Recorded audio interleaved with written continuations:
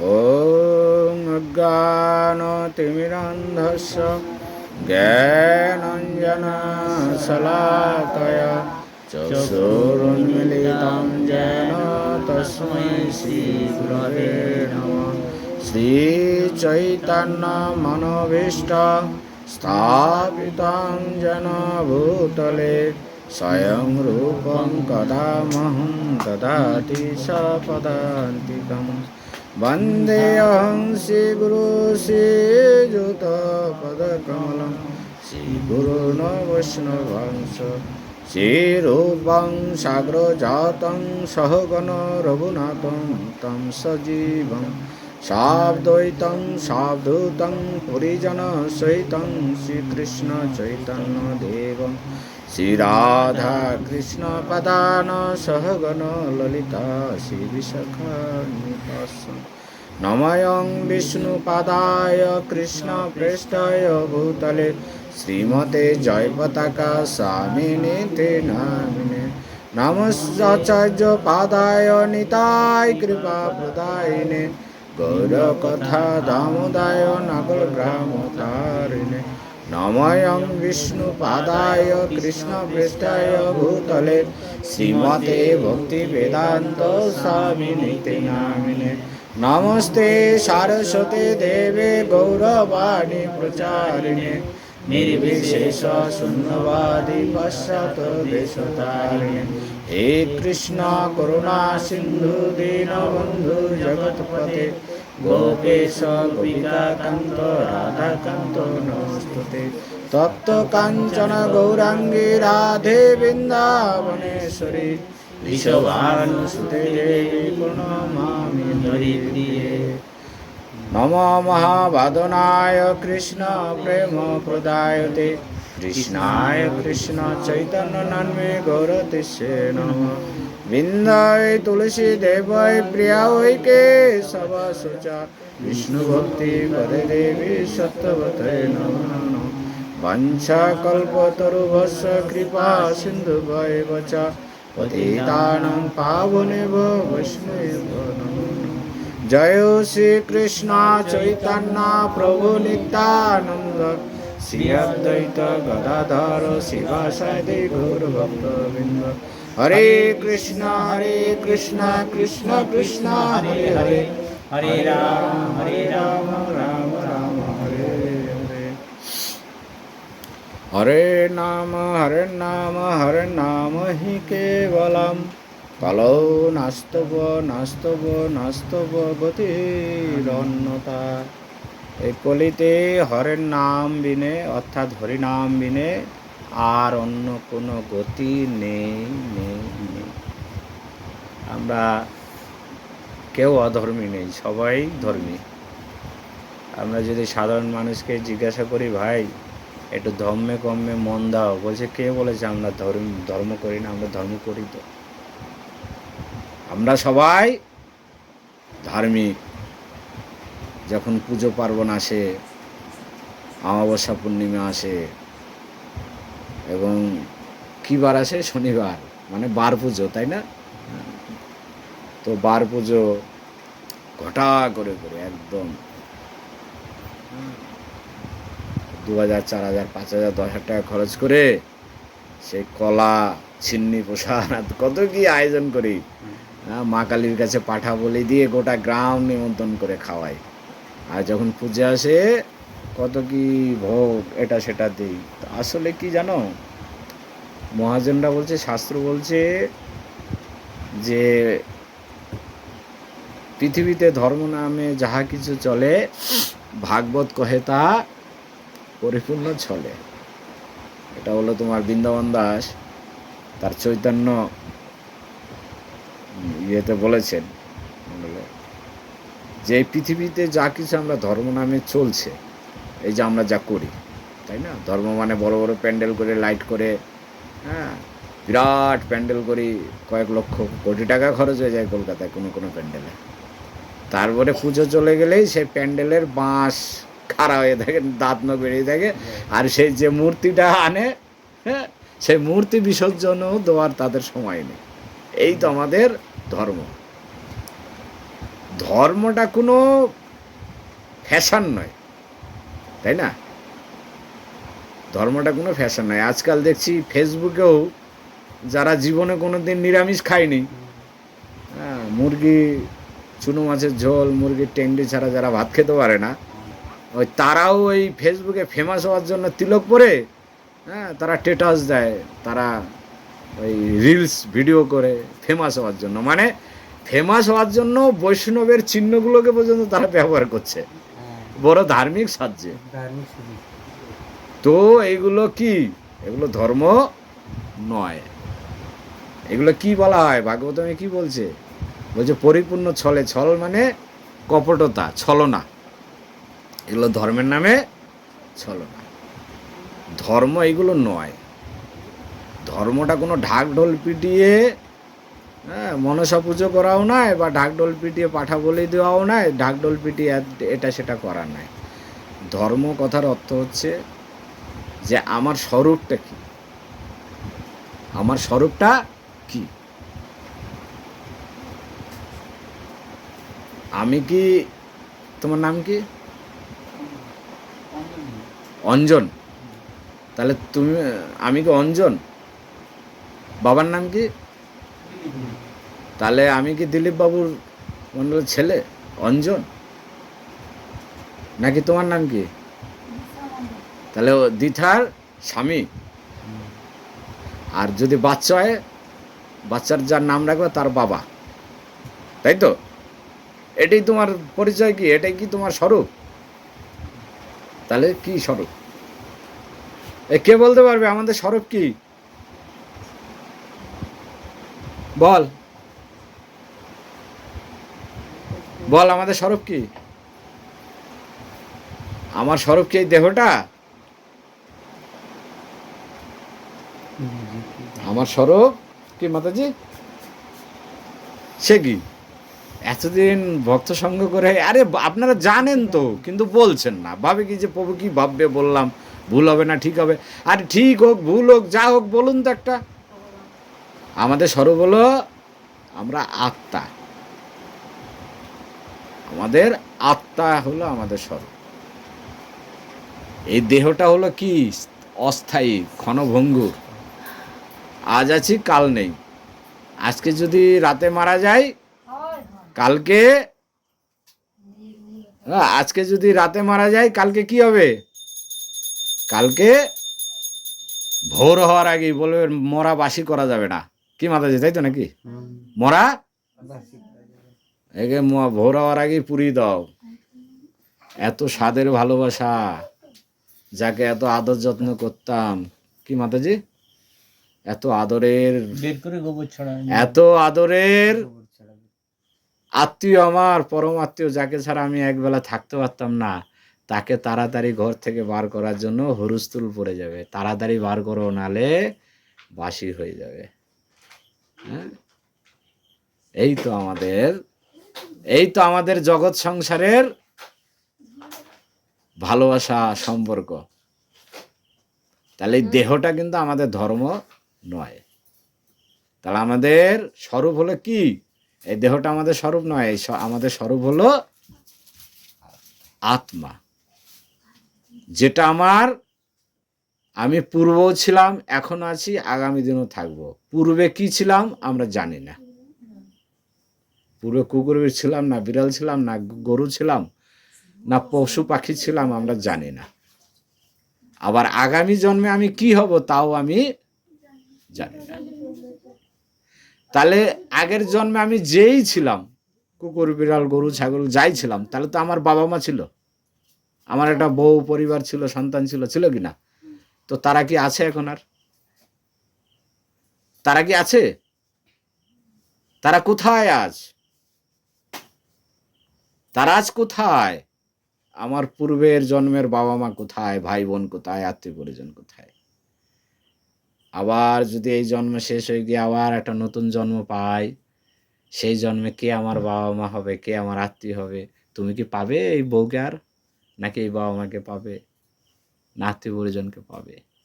অর্থাৎ, হ্যাঁ, আত্মীয় পরিজন বন্ধু বান্ধব মরি গেল শত শত, আত্মীয় পরিজন বন্ধু বান্ধব মরে গেল শত শত, শতবার মরে গেল, শতবার জন্মালাম, আত্মীয় পরিজন সব বদলে গেল। অর্থাৎ এটা যে আমরা বলি তুমি আমার জন্ম জন্মান্তরের সাথী, এই কথাগুলো মিথ্যা।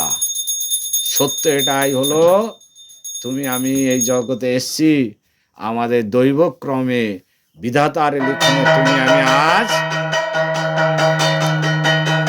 মা সন্তানের সম্পর্ক হয়েছে, স্বামী স্ত্রীর সম্পর্ক হয়েছে, বা পিতা পুত্রে বা সন্তান পিতা মাতার সম্পর্ক হয়েছে। এগুলো দৈবক্রমে। যেমন একটা ট্রেনে গেলে আমরা কোথায় যেতে গেলে ট্রেনে উঠি না, সেই ট্রেনে গিয়ে আমরা একা থাকি, কতজন থাকে না, তাদের সঙ্গে আলাপ পরিচয় হয়, একটু বন্ধুত্ব হয় না। সেরকম হলো আমরা ট্রেনের যাত্রী, যার যার গন্তব্যস্থল আসলে শেষে নেমে যাবে। কেউ নামবে নামখানা এই কাকদ্বীপে, কেউ নামবে লক্ষ্মীকান্তপুরে, কেউ নামবে শিয়ালদায়। কিন্তু তাদের জন্য দুঃখ প্রকাশ করি, একটা বন্ধুত্ব হলো, সে নেমে গেল তার গন্তব্যস্থলে, তাহলে তার জন্য কি আমরা কাঁদি না দুঃখ প্রকাশ করি? তাহলে আমাদের এই জীবনটা যখন শেষ হবে তখন আমাদের দুঃখ প্রকাশ করা উচিত নয়। তোমার এই শাড়িটা বা তোমার এই জামাটা যদি পুরনো হয়ে যায়, ছিঁড়ে যায়, সেটা ফেলে দিয়ে একটা নতুন শাড়ি আনে না, তাহলে তখন কি দুঃখ হয় না আনন্দ হয়? আনন্দ হয় না? তাহলে তুমি এই জরাজীর্ণ দেহটা আমার, অসুখ বিসুখ, ফোড়া ফেঁচড়া, মুখ বেঁকা, কত খুঁত, তাহলে এই এত জরাজীর্ণ দেহটা যদি ত্যাগ করে ভগবান একটা সুন্দর ভালো বেনারসি শাড়ির বা ভালো একটা জীবন দেয়, তাহলে সেটা ভালো হবে না খারাপ হবে? তাহলে সেটা পেলে যেমন আমরা সুখ করি, সেরকম ভগবান অর্জুনকে বলছে যে তোমার এই আত্মীয় পরিজন হত্যা করা, এই শোক করা উচিত নয়। কেউ মারা গেলে শোক করা উচিত নয়, বরং তার জন্য ঈশ্বরের কাছে আমাদের প্রার্থনা করা উচিত যে হে গোবিন্দ, তুমি আমার এই প্রিয়জনের আত্মার কল্যাণ করো, ওনার একটা সদ্গতি করো। ঠিক আছে? তো তাহলে আমাদের ধর্মটা কি, আমাদের স্বরূপটা হলো কি, যে আমি আত্মা। এই আত্মাটা যেদিন আমি এই আত্মা স্বরূপে আমি যেদিন নরকের কীট ছিলাম, সেদিনও ভগবান পরমাত্মা রূপে অন্তর্যামী হয়েছিলেন, আজকেও আছেন, আগামী দিনেও থাকবেন। অর্থাৎ ভগবান হলেন আমাদের জন্ম জন্মান্তরের সাথী, পরম বান্ধব, আর কেউ না। এই বাবা মা আত্মীয় পরিজন কেউ থাকবে না, সব শেষ হয়ে যাবে। কিন্তু তুমি মরার পরে তুমি যদি আবার নতুন একটা দেহ পাও, সেই দেহেতেও ভগবান আবার তোমার সঙ্গে থাকবেন। অর্থাৎ তিনি হলেন আমাদের জন্ম জন্মান্তরের সঙ্গী। তাহলে তাকে তুমি কি করছো? একটু সুখ পেয়েছো, একটু নতুন বউ পেয়েছো, একটু বাবা মা পেয়েছো, একটু চাকরি পেয়েছো, একটু পয়সা পেয়েছো, তুমি তাকেই ভুলে যাচ্ছ। তাহলে আমরা কত বড় অকৃতজ্ঞ। তোমার বাবা মা তোমাকে জন্ম দিয়েছে, লালন পালন করেছে, তোমার লেখাপড়া করেছে, তোমার জীবনের, বাবা শব্দ করিস না, তোমার জীবনের যত প্রয়োজন হয়েছে বাবা মা মিটিয়েছে, যেভাবেই হোক, দিনমজুরি করে হোক, ব্যবসা করে হোক, যেভাবেই হোক। কখনো কখনো ছেলে মেয়ের মন জোগানোর জন্য মায়ের ছোট্ট একটা গোছানো একটা কানের দুল, নাকের দুল পর্যন্ত বন্ধক রেখে দেয়, বিক্রি করে দেয় ছেলে মেয়ের জন্য। তাহলে বাবা মা তোমাকে এত দায়িত্ব কর্তব্য পালন করেছে, সেই বাবা মাকে তুমি যখন জওয়ান হবে, উপযুক্ত হবে, তুমি তখন কি করলে? তোমার বন্ধু বান্ধব আত্মীয় পরিজন স্ত্রী নতুন করে পেয়ে তুমি বাবা মাকে যদি উপেক্ষা করো, অস্বীকার করো, তাহলে কি তুমি সুপুত্র? কি বলেন গো? তাহলে তাকে সুপুত্র বলা যাবে? কার ফোন বাজে? বলে দাও, পরে ফোন কথা বলবে। তাহলে তাকে কি সুপুত্র বলা যাবে? বলা যাবে না তো। তাহলে ভগবান তোমাকে এত জল, আলো, বাতাস, অক্সিজেন, খাদ্য সব কিছু দিল। এমনকি তুমি জন্মানোর পরে পরে জন্মে কি খাবে সেটাও ভগবান ব্যবস্থা করে দিল। তুমি জন্মানোর আগে সন্তান জন্মানোর আগে মায়েদের স্তনে দুধ চলে আসে, যেমন গরু বিয়নের আগে গরুর বাটে দুধ আসে না, অলানটা বড় হয়ে যায় না। তাহলে ভগবান কত কৃপাময় যে আমি জন্মে কি খাবো, আমার দাঁত নখ নেই, আমি কি খাবো। ভগবান তার আগে, তুমি জন্মানো ভূমিষ্ঠ হওয়ার আগে তোমার মায়ের স্তনে বুকে দুধ দিয়ে দিয়েছে।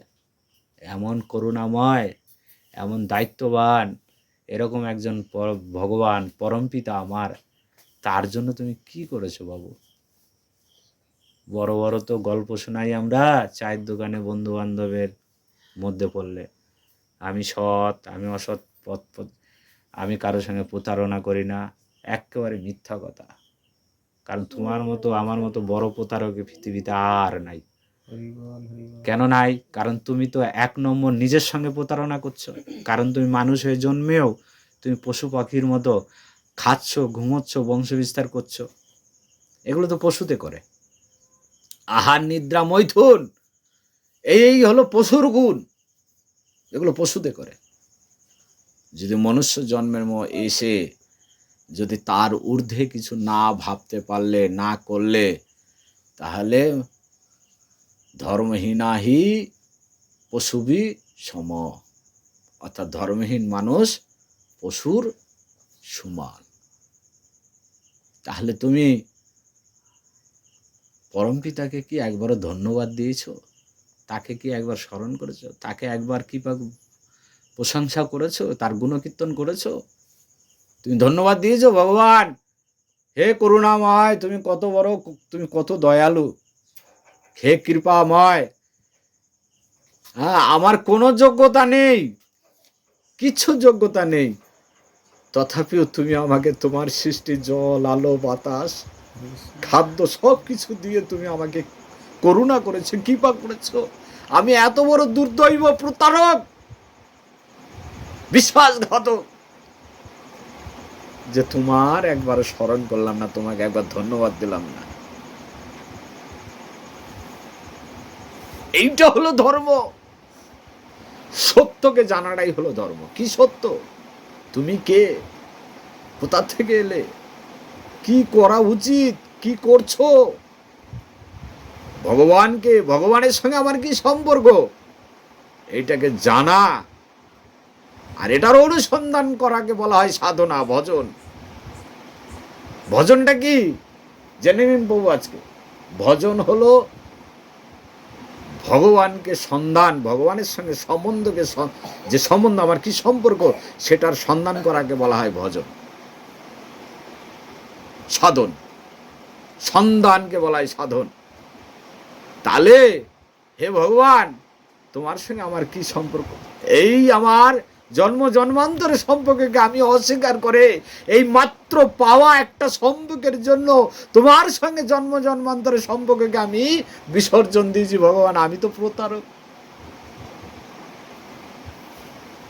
ভগবান কিচ্ছু বারণ করেনি।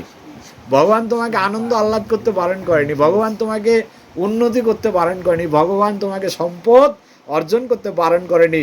কি বলেছে? যে তোমার সঙ্গে যে আমার জন্ম জন্মান্তরের সম্পর্ক, সেই সম্পর্কটাকে একটু স্মরণ রাখো, এবং তাতে কি হবে? তাতে আমার কিছু যায় আসে না, কিন্তু তোমার অনেক মঙ্গল হবে। আরে তোমার আমার মতো এরকম পৃথিবী ভগবানের লোমকূপ থেকে লক্ষ লক্ষ কোটি ব্রহ্মাণ্ড বেরোয় আর ঢোকে। তাহলে এরকম একটা জগৎ না থাকলে ভগবানের কিছু যায় আসে না। কিন্তু ভগবান তবু কেন রেখেছে? যেন মানুষ তার সমস্ত কিছু মোহ থেকে বেরিয়ে এসে আমাকে একটু স্মরণ করে, আমাকে একটু ভজন করে। ঠিক আছে? এই সত্যটাকে বুঝতে হবে। তো ভগবানের স্মরণ আমাদের এই বর্তমান কলির ভজনের কি পদ্ধতি মাতাজি? এই বল, হরে নাম হরে নাম হরে নাম কেবলম কলো নাস্তব নাস্তব গতির অন্যথা। হরি নাম বিনে আর কোনো গতি নাই, নাই। যতই ধ্যান করো, যজ্ঞ করো, আর ঢাক পিটে জোড়া পাঠা নিয়ে মাখালি তলায় যাও, আর যাই করো, কিচ্ছু লাভ হবে না যতক্ষণ তুমি হরিনাম সংকীর্তন, হরিনামের শ্রী চরণে আশ্রয় না নেবে। কারণ কলিতে ভগবান 3 রূপে আবির্ভাব। ঠিক আছে, কলিতে ভগবান কয় রূপে, কি কি আজকে জেনে নাও। এক হলো কি, নাম রূপে, নাম রূপে, আর গ্রন্থ রূপে, গ্রন্থ ভাগবত রূপে, আর বিগ্রহ রূপে। তাহলে এই 3টি কিন্তু কলিতে আছে। আমরা কি করি মাতাজি? হরিনাম করি, আবার গ্রন্থ অধ্যয়ন করি বা ভাগবত শুনি, আবার বিগ্রহের সেবা করি। ঠিক আছে, বলছে নাম নামই অভিন্ন। এখানে কি মমতা আসে, মোদি আসে, কিন্তু তার নামে কিন্তু এই পথঘাট রাস্তাঘাট সব নির্মাণ হচ্ছে। কি করছে? যখন সমুদ্র সেতু বন্ধন হচ্ছে রামচন্দ্র যখন সীতাকে উদ্ধার করার জন্য, তখন সমস্ত বানর সেনা আদি সবাই কি করছে? পাথরে শ্রীরাম লিখছে আর জলে ফেলছে, ভাসছে। রাম চিন্তা করলো সবাই তো করছে, আমরা 2 ভাই বসে আছি, তো এইভাবে তো আমরাও ওদের সঙ্গে হাতে পাতে করি। তো ওই 2 ভাই রাম লক্ষ্মণ যখন পাথর ফেলছে জলে ডুবে যাচ্ছে। কি আশ্চর্য! হ্যাঁ, এরা ফেলছে, বানর ফেলছে, হ্যাঁ এরা ফেলছে, আর আমরা ফেলছি, আমরা ভগবান, আমাদেরটা ডুবে যাচ্ছে। তখন দূরে বসে ওই নল আর নীল কি করছে? লিখে দিচ্ছিল, আর সবাই গিয়ে ফেলছিল। পাথর আনছে, নল আর নীল লিখছে শ্রীরাম, আর ফেলছে। ওই নল আর নীল দূর থেকে হাসছে, বলছে প্রভু এখানে নিয়ে আসেন, এখানে নিয়ে আসেন। বলছে কি, যখন শ্রীরাম লিখে দিল, বলছে এবার এটা ফেলুন। ভগবানের নাম লেখা পাথর যখন ফেলছে, তখন পাথর ভাসছে। তখন ভগবান বলল যে আজকে আমি এটাই প্রমাণ পেলাম যে নামের থেকেও তার নাম বড়। ঠিক আছে, তাহলে সেই নামটা আজকে তোমার স্ত্রীকে দেওয়া হলো। সে সদা ওই নামটা যখন অন্তরে ধ্যান করে জপ করবে, অন্তরে ধ্যান করে জপ করবে, ঠিক আছে, তো তুমিও যখন একটু ফুরসত পাবে, তুমি বলবে একটু দাও তো, আমি 1 মালা জপ করি। তুমি তখন একটু দেখিয়ে দেবে, আজকে ভালো করে দেখে নেবে। ঠিক আছে, তুমি দেখিয়ে দেবে কিন্তু, হ্যাঁ একদম। ঠিক আছে, তাও আমি একটু দেখিয়ে দিই, আমার কর্তব্য দায়িত্ব। কেউ যদি একটু ভুল করে সেটা সংশোধন হয়ে নেবে।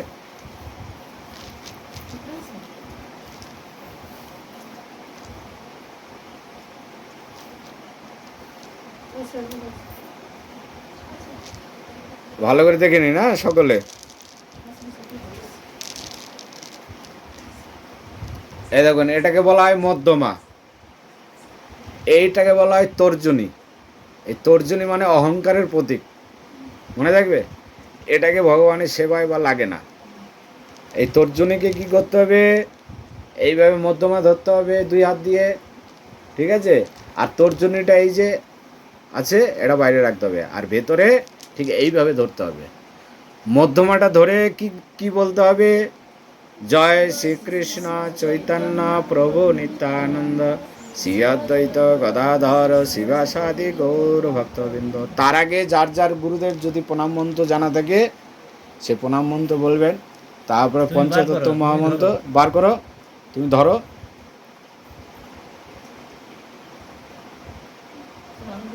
ওকে একটু দেখিয়ে দাও। তুমি এখন বার করে বাইরে করো, পরে ভিতরে করবে। বার করো। ওই যে দেখো, এই যে এই সুতোটা বাঁধা আছে যেদিকে, সেদিকটা সামনে রাখো, ধরিয়ে দাও। তর্জনীটা ছাড়ো, এই 2টো আঙ্গুল দিয়ে ধরো, এই যে এই আঙ্গুলটা একটা নিচে নাও। ঠিক আছে, ধরেছ? এটা ধরে বলো জয় শ্রীকৃষ্ণ চৈতন্য, বলো জয় শ্রীকৃষ্ণ চৈতন্য প্রভু নিত্যানন্দ শ্রী অদ্বৈত গদাধর শিবাসাদি গৌর ভক্তবৃন্দ। এইটা ধরতে হবে কিন্তু, এইটা এটাকে বলে, হ্যাঁ এইটা। এবার কি করতে হবে? এই যে মোটার দিক, মানে এইদিকে শুরু করতে হবে, বাধা আছে, এইদিকে নামটা শুরু করতে হবে। ঠিক আছে, মোটার দিকে শুরু করতে হবে। এটা হলো অষ্টসখী বিন্দু 8 জন, ঠিক আছে। যাই হোক, ওগুলো পরে একদিন ব্যাখ্যা করব। তাহলে এবার হলো, এবার প্রথম গুটিটা ধরে হরে কৃষ্ণ কৃষ্ণ কৃষ্ণ হরে হরে, হরে রাম রাম রাম হরে হরে, এটা হয়ে গেল। তারপর এটা হরে কৃষ্ণ কৃষ্ণ কৃষ্ণ হরে হরে, হরে রাম রাম রাম হরে হরে। এইভাবে পুরো রাউন্ডটা করতে হবে, ঠিক আছে।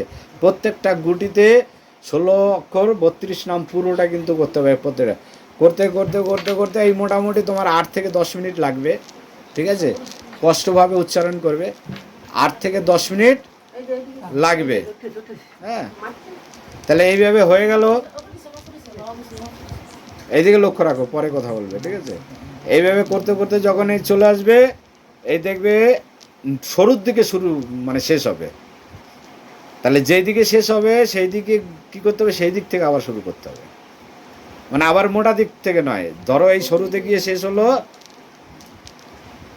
এই শুরুতে গিয়ে শেষ হলো জব করতে করতে, ওটাই ওই তোমার ব্যাগের মধ্যে আঙুল দিয়ে ঘুরিয়ে নিতে হবে, ঘুরিয়ে নিতে হবে, আবার এইভাবে ধরতে হবে। তখন সরুটা কিন্তু সামনে চলে আসবে।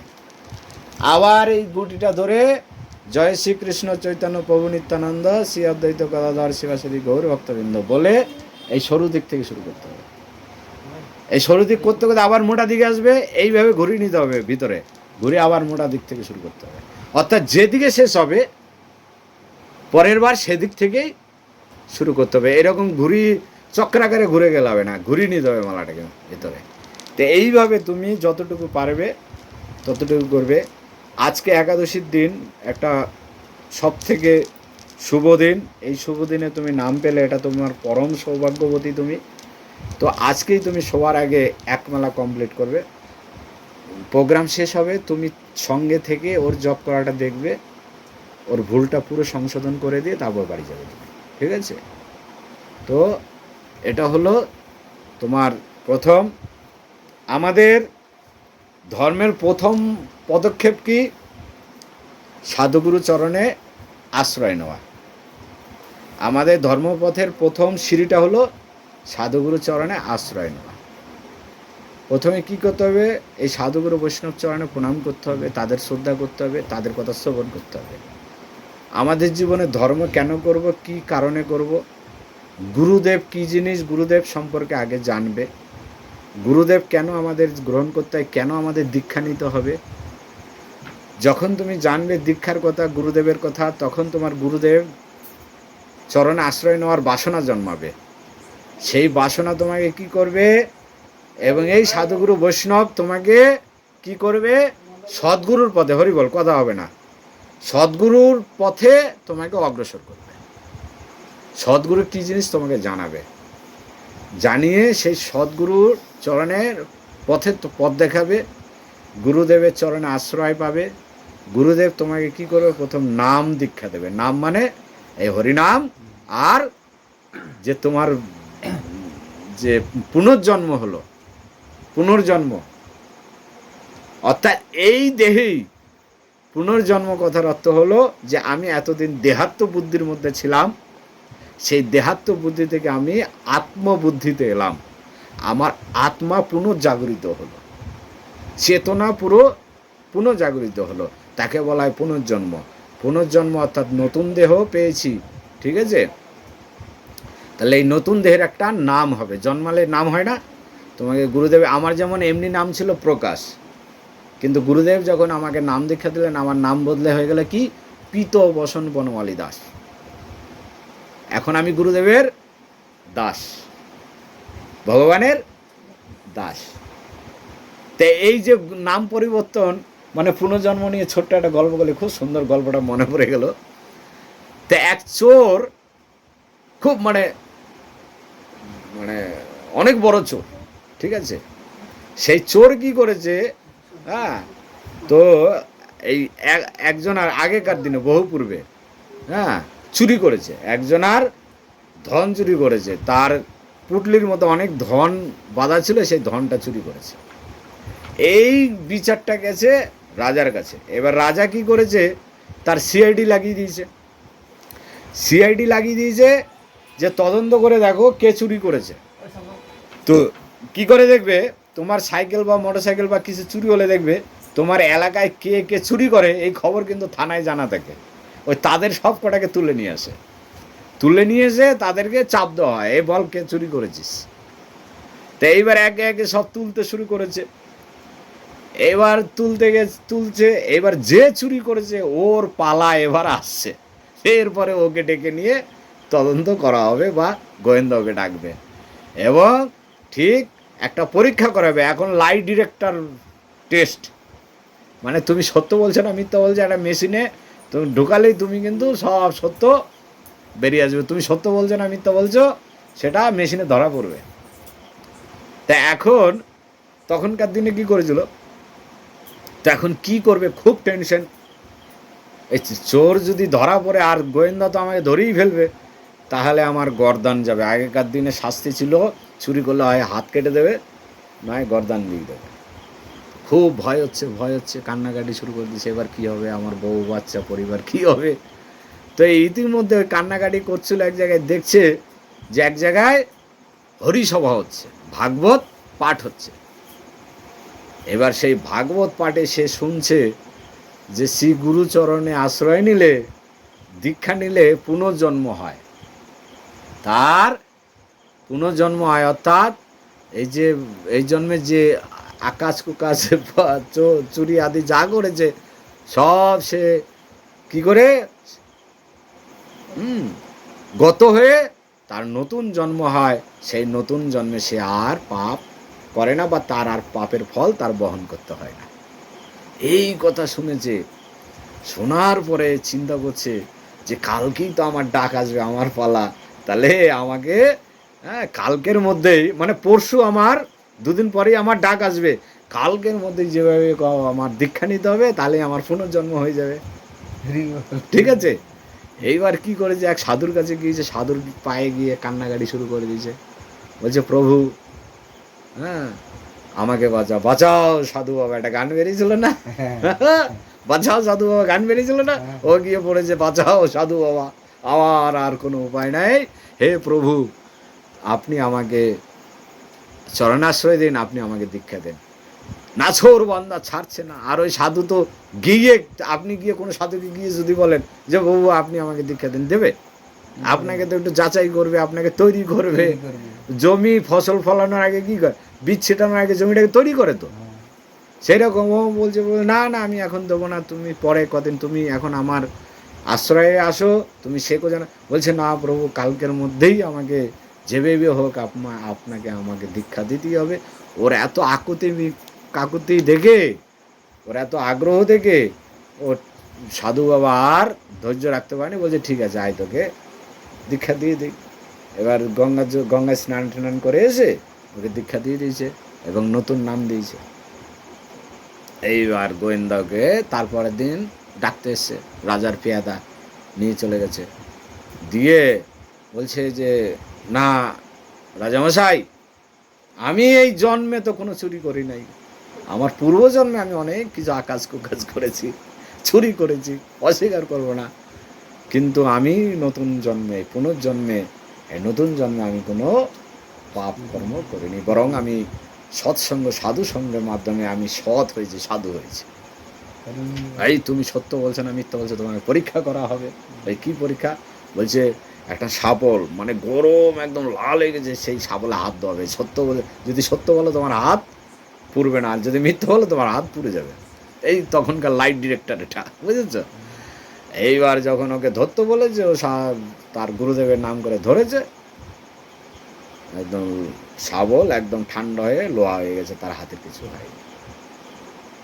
এইবার রাজা বলছে এই তুমি একটা সৎ লোককে তুমি ধরে নিয়ে এসছো, হ্যাঁ গোয়েন্দা, তোমারই শাস্তি হবে, তোমার এই ওকেই দেওয়া হোক, ওকে শাস্তি দাও। তখন সে কান্নাকাটি করছে যে প্রভু রাজামশাই আমি কোনো অপরাধ করলাম না, আর আমার এরকম সাজা। তখন বলছে দেখো তুমি চুরি করেছো, এটা সত্য, তুমিও জানো, আজ তুমি তোমার জন্য আজকে আমার গর্দান যাচ্ছে, আমার বউ বাচ্চা পরিবার আছে বাবু। তখন রাজামশাইকে সেই সাধু, সে তো সাধু হয়ে গেছে, তার মনে এবার দয়া মায়া এসছে, ওই গোয়েন্দার মৃত্যু হবে দেখে, গর্দান যাবে দেখে, তখন রাজামশাইকে মিনতি বলছে, রাজামশাই আমার একটা মিনতি আছে। বলছে হ্যাঁ। ও সত্যিই আমাকে ধরে এনেছে, আমি চুরি করেছিলাম, কিন্তু আমি এই গত জন্মে চুরি করেছি। আমি ভাগবত পাঠে শুনেছি যে আমরা যদি শ্রী সাধুগুরু বৈষ্ণব চরণে আশ্রয় নিয়ে, শ্রী গুরুদেবের চরণে আশ্রয় নিয়ে দীক্ষা গ্রহণ করি, তাহলে আমার এই দেহগত জন্ম পরিসমাপ্তি হয়ে আমার আত্মগত জন্ম অর্থাৎ আমার পুনর্জন্ম ঘটে। তাই পুনর্জন্মে আমি নতুন জন্ম পেয়েছি। এই জন্মে মহারাজ আমি কোনো চুরি করিনি, কিন্তু গত পরশু দিনের জন্মে আমি চুরি করেছিলাম। এই সত্য কথা শুনে রাজামশাই দু চোখে নয়নে অশ্রু এলো, যে সাধুগুরু বৈষ্ণব চরণে শরণ নিলে অপি চেত সুদুরাচার ভজত মামন, বলছে অতি দুরাচারী ব্যক্তিও যদি আমার চরণে শরণ নেয়, আমার নামে শরণ নেয়, আমার কাছে শরণ নেয়, তাকে সাধু বলে জানবে। অতি দুরাচারী ব্যক্তিও। রত্নাকর দস্যু ইয়েকে বলছে, মানে নারদ মুনিকে পর্যন্ত বেঁধেছে, তাকে লুটপাট করবে, তাকে হত্যা করবে। নারদ মুনি বলছে, বাবু আমাকে হত্যা করার আগে তুমি কেন এইসব করছো? বলছে আমার সংসার প্রতিপালন করার জন্য, পরিবার প্রতিপালন করার জন্য আমি এই পাপ করছি। বলছে তাই? তাহলে এক কাজ করো, তুমি যাদের জন্য এইসব করছো তাদের কাছে জিজ্ঞাসা করে আসো, তুমি যে মানুষ হত্যা করে, সাধু হত্যা করে পাপ করছো, এই পাপের ভার তারা ভাগ নেবে তো? প্রথম পিতার কাছে গেছে, পিতা বলছে কেন ভাগ নেবো? কেন ভাগ নেবো? আমি যখন তুই আমার ছোট ছিলিস, আমি কত কষ্ট করে তোকে লালন পালন করেছি। আমি কি কোনোদিন তোকে বলতে গেছি যে আমি তোকে লালন পালন করার জন্য এই করতে হয়েছে, তুই আমার পাপের ভাগ নে? তাহলে তুই এখন, আমি বৃদ্ধ, তুই জওয়ান ছেলে, তোর কর্তব্য, তুই কি খুন করে আনলি, কি করে আনলি আমার দেখার দরকার নেই। পিতাকে প্রতিপালন করার দায় তোমার। আমি তোমার পাপের ভাগ নিতে যাবো না। আমি যেমন তোমার পাপের ভাগ দেইনি আমার, তেমন তোমারও পাপের ভাগ আমি নেবো না। সন্তানের কাছে গেছে, সন্তানের একই কথা বলছে, পিতা তুমি আমাকে জন্ম দিয়েছো, আমাকে প্রতিপালন করার দায় তোমার, তাহলে তোমার পাপের ভাগ কেন আমি নিতে যাব? যখন শেষে স্ত্রীর কাছে গেছে, স্ত্রীও একই কথা বলছে যে আমাকে বিবাহ করেছো তুমি, প্রতিপালন করা, রক্ষা করার দায় তোমার। তুমি কি করে করছো, পাপ করে করছো না পুণ্য করে করছো, তার দায় কেন আমি বহন করব?